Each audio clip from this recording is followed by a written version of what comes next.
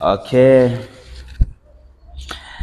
Ibihe vyiza kuri wewe wamaze gukora subscribe kuri channel ya Mr. King Samuel Official. Mubwira ngo mwiriwe canke mwaramutse bivanye n'amasaha uri kureberaho kino kiganiro. Uyu munsi rero mfashe uyu mwanya kugira ngo nze imbere ya kamera ndi kumwe n'inkumi inkumi murayibona n'inkumi keye, inkumi nziza nyene igiye kubica bicike kuri iyi channel ya Mr. King Samuel Official.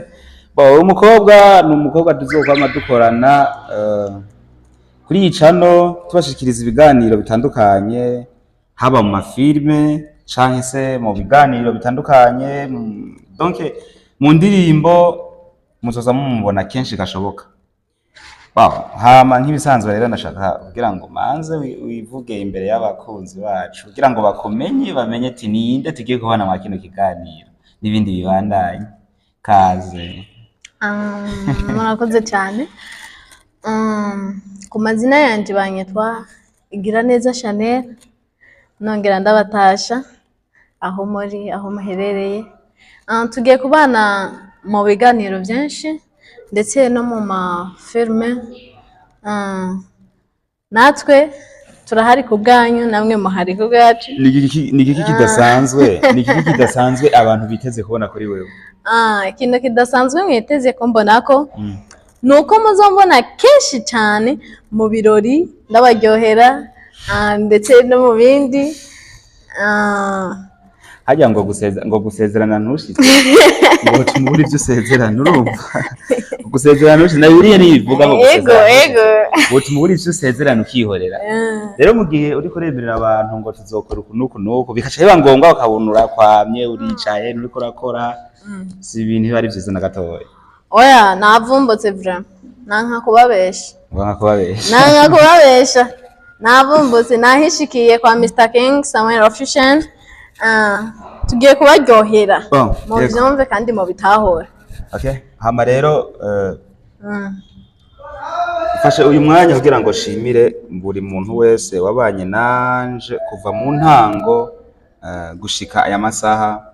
We wahisemo gukurikirana ino channel ya Mr. King Samuel Official nkubwira ngo uri umuntu w'umugabo, kuko hari ibikorwa byinshi, hari abantu nyene mbona ko ari abanje nyene bama hafi yanje ibikorwa byanje. Iyo postinze nk'ikintu nkavuga ati donc akanca inbox akambwira ati vraiment wakoze kandi ubaho. Rero mfasha akanya kugira ngo shimire cyane abantu banje bo hafi. Yes, kuko urugendo rwanje kuva mu ntango gushika aya masaha urugendo rukomeye cyane. Hari abantu benshi banciye intege, hari abantu benshi bambwiye amajambo menshi ibyo ni kurakora bihebe bireke, ariko ubu ngeze ku rwego rwo kuba monetization kuri YouTube channel. Nivyo bintu nishimira cyane ku bafana hirya no hino. Rero sinumva ko bivuga umunezero n'imishi cyane kuba kuba nteye intambwe, kuko kuba ufise aba subscribe igihumbi kuduga ukakwiza n'amasaha 2000 kuri YouTube channel, si ikintu coroshe gikorwa no mu content creator mushasha. Usanga ari ibintu bigoye cyane ku bantu bashasha nkatwe tuba turatangura. Rero nka wewe wahisemo gukurikirana ino channel, cyukuri ndagusaba kwama hafi yanje, kwama hafi yacu kugira ngo mu supporting mu bikorwa byacu, kuko natwe turabakozi, twifuza kugera kure, twifuza kugera ku yindi ntambwe, twifuza gukora dushizemo ingufu kugira ngo bigende neza. Cyo kimwe niyo mwigeme nyene mugiye kubana hano muri kuri no channel mu biganiro bitandukanye, mu ndirimbo ndetse mu bintu byinshi nyene bitandukanye tu. Rero cyo nabasaba no kubandanya mudushigikira mu gufyonda subscribe, mu sharing ino video, cyane mu comment, mu gasiga ubutumwa abantu b'Imana, kuko commentaire zanyu muri make ziratwubaka. Commentaire zanyu ziratuma tumenye ivyo dukwiye guhindura canke se ivyo dukwiye kukongeramwo tukamenya ngo ni ibiki bikagenda neza. Rero niyo mpamvu iyo uri kuraraba video siga ubutumwa, nyamba yakuryoheye itakuryoheye naho nakundi ariko nyene ni ibintu biri ngombwa, nta muntu ashobora kubyegwa n'ibintu byose bikagenda neza. Entre y'ivyo rero tugiye kubashikiriza ibikorwa byinshi bitandukanye, kenshi mu ndwi tubashikiriza ibikorwa byinshi bitandukanye, haba filime, haba komedi, haba ndetse ibintu byose muzi ko mutuzigako, ivyo bintu bizoyibona ku bwinshi cyane. Turi kumwe n'uyu mwigeme ndazi nta kitazoshoboka. Nta kitazoshoboka, hari kitazoshoboka mu gihe turi kumwe. Oya, byose bizogenda neza, nuko dukira guhoza inama tugashiramo umwete, ubunebwe tugaterera hariya, kuko tuba tuzi ko turi mu kazi. Haje ufise imyaka ingahe wewe? James imyaka 19. 19. Ego. Urafise sheri? Shasheri.